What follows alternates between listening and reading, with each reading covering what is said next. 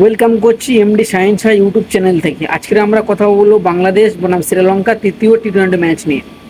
আপনারা সবাই জানেন আজকের অর্থাৎ 16 জুলাই আজ সন্ধ্যা 7:30 বাংলাদেশি টাইমে বাংলাদেশ বনাম শ্রীলঙ্কা তৃতীয় টি-20 ম্যাচ শুরু হতে চলেছে।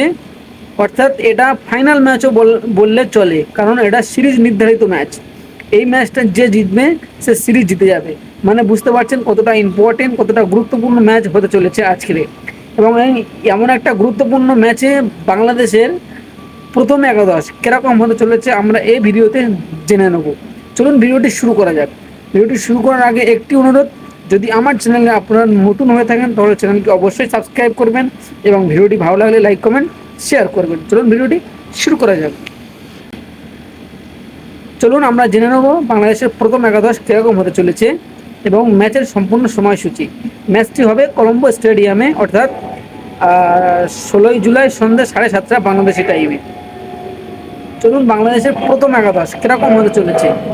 বাংলাদেশের যে ওপেনিং আছে তানজিদ তামিম এবং পারভেজ হোসেন ইমন, এই দুজনের ওপরে ভরসা রাখবে, কারণ এই দুজন খুবই দুর্দান্ত খেলেছিল প্রথম টি-20 ম্যাচে।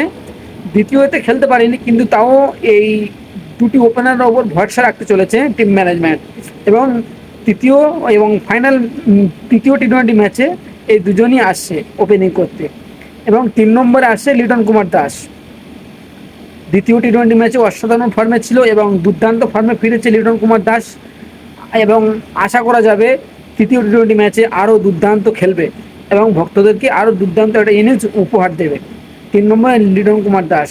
4 নম্বরে তাওহিদ হৃদয়। দুর্দান্ত একটা পার্টনারশিপ শুরু করেছিল লিটন কুমার দাসের সাথে দ্বিতীয় ইনিংসে, আপনারা সবাই দেখেছেন।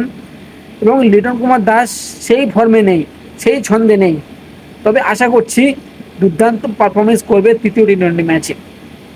এবং 5 নম্বরে কে আসবে, এটাই সব থেকে বড় প্রশ্ন। এই নিয়ে কথা হচ্ছে 5 নম্বরে কে ব্যাট করবে, মেহেদী হাসান মিরাজ নাকি শামীম হোসেন পাটোয়ারি।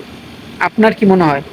আমার মনে হচ্ছে 5 নম্বরে শামীম হোসেন পাটোয়ারিকে পাঠানো হবে, কারণ শামীম হোসেন পাটোয়ারির যে দুর্দান্ত, যে অসাধারণ ফর্মে আছে, শামীম হোসেন পাটোয়ারিকে 5 নম্বরে পাঠানো হলে খুবই অসাধারণ হবে, খুবই দুর্দান্ত হবে।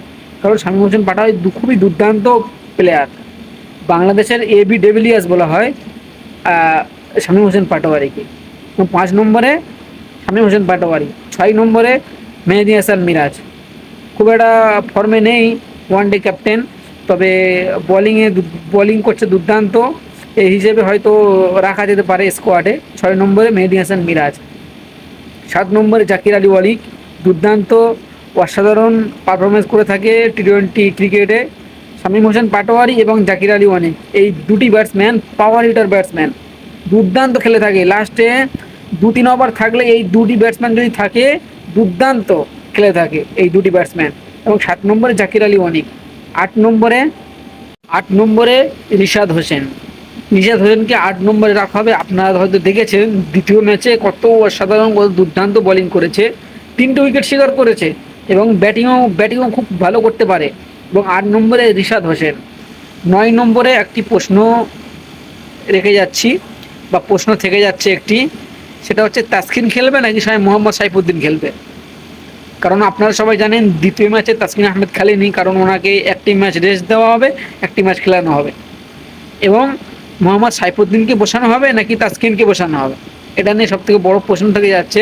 আমার মনে হচ্ছে তাসকিন আহমেদ যে ফর্মে আছে, যে ওয়ানডে ম্যাচে যে 4টি উইকেট নিয়েছিল, দুর্দান্ত ফর্মে আছে, তবে আমার মনে হয় তাসকিন আহমেদকে খেলানো হবে 9 নম্বরে। এবং 10 নম্বরে তো কোনো প্রশ্নই নেই, শরীফুল ইসলাম, দুর্দান্ত বোলিং করেছে। এবং 11 নম্বরে মোস্তাফিজুর রহমান, কোনো প্রশ্নই থাকে না, মোস্তাফিজুর রহমান খেলবে, এটা মাস্ট।